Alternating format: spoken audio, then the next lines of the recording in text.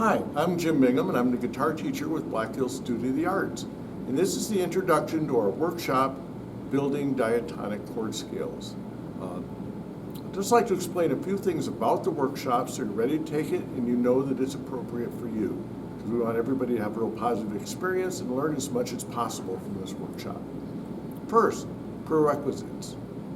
This is for advanced beginners and intermediate guitar players. That means, for me anyway, that you should be able to play a full bar F chord, a B flat, so some of you may play it with 3 fingers, and a B minor. So you should be able to play those 3 bar chords. If they're a struggle for you, go back and work on them because you probably need a little more finger strength and you need to build some calluses on your bar finger. So it's going to make it a lot easier to follow what we're doing in the workshop. So you can play those 3 chords, you're ready to get started. The first question that often comes up, what the heck are diatonic chord scales? Why should I be taking this? 2 questions. Well, first, diatonic chord scales are harmonized chords that fit the diatonic or do, re, mi scale pattern. An example, we can play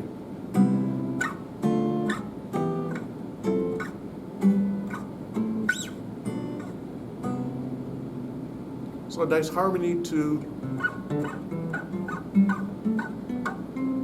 the do, re, mi's. So that's your diatonic chord scale.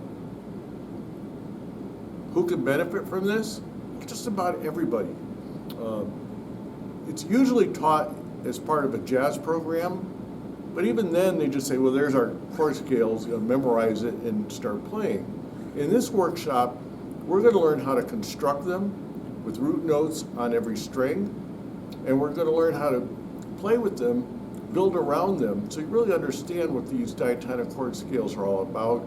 And by the end of the workshop, you should be able to take a song and apply these chord scale principles to your own arrangements, instead of just learning them as a do, re, mi pattern.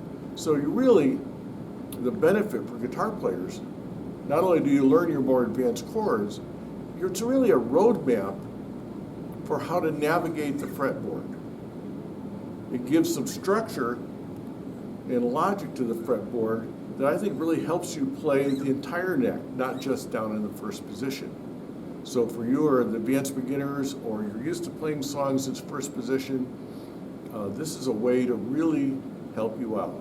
Again, it's very useful for jazz players, but you'll hear these chord scales in Metallica, you'll hear it with James Taylor playing folk songs, you'll hear it in old gypsy jazz.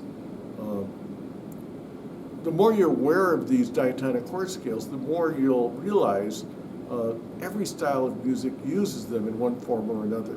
So this is really going to give you a great start.